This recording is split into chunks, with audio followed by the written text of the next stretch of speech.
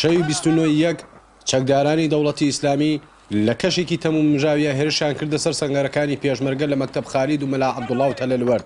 چەکدارانی دەوڵەتی ئیسلامی توانیان 2 کیلۆمەتر بەرەو کەرکووک پێشڕەوی بکەن و بڕۆن لە ناو کێڵگەی نەوتی خەبازە. لە دوای شەڕێکی دوو ڕۆژە لە نێوان هێزەکانی پێشمەرگە و چەکدارانی دەوڵەتی ئیسلامی کێڵگەی نەوتی خەبازە دیسان کۆنتڕۆڵ کرایەوە.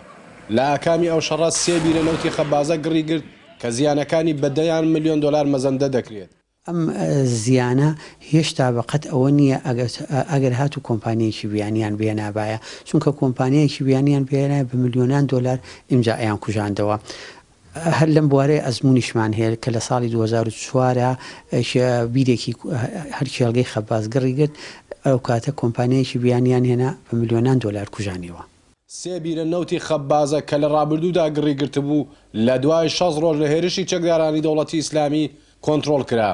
پڕکردنەوەی هەرکام لە بیرە نەوتیەکان زیانەکەی زیاتر لە $4 ملیۆن مەزەندە دەکرێت. کۆنتڕۆڵکردنەوەی نەوتی خەبازە بارێکی گرانی لەسەر کۆمپانیای نەوتی باکوور دروست کرد، چونە ئەو کۆمپانیان نزیک بە 2 مانگی ویست هەتاکو بیری ژمارە 15 نەوتی خەبازە کۆنتڕۆڵ بکات. ئەم بیرە 15 ئەمە ژمارە 15 ئەمە ئاگری تێ کێڵگەی نەوتی خەبازە 41 بیرە نەوت لە خۆ دەگرێت کە دەیتوانێت ڕۆژانە 20,000 بەرمیل نەوت هەناردە بکات. بەڵام لەگەڵ ڕووداوی تەقینەوەی بیرەکان هەناردەکردنی نەوت ڕایگیراوە.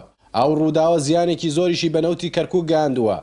هەرچەندە گڕی بیرە نەوتیەکان کۆنتڕۆڵ کراوە، بەڵام بۆ بوژانەوەی ئەو بیرانە کۆمپانیای نەوتی باکوور پێویستی بکاتە. مەسەلەی بەکارخستنی یان بەگەڕخستنی ئەو چەرگەیە پێم وایە فترێکی باشتری دەوێت، چونکە تاکو بتوانێت مەسەلە فەنیەکە و تەکنیکیەکە بتوانن بگاتە ئەو ئاستەی کە بتوانن تاقی ئینتاجیەکەی بگەینە هەمان ئەو ئاستی کە پێش گروپی تروسی داعش کە توانیان بۆ ماوەی 1 ڕۆژ کۆنتڕۆلی بکەن، ئەوش تاقی ئینتاجیەکەی زیاتر لە 20,000 بەرمیل نەوت خۆی دەبینێتەوە. دوای کۆنتڕۆڵکردنەوەی کێڵگەی خەبازە لەلایەن هێزی پێشمەرگەوە، عادل عەبدولمەهدی وەزیری نەوتی عێراق ڕۆژی 3/2 سەردانی کێڵگە نەوتیەکەی کرد و ڕایگەاند تەقاندنەوەی ئەو بیرە نەوتانە زیانی زۆر بە پرۆسەی هەناردەکردنی نەوتی عێراق دەگەێنێت و نۆژەنکردنەوەی بیرەکان کارێکی ئاسان نییە.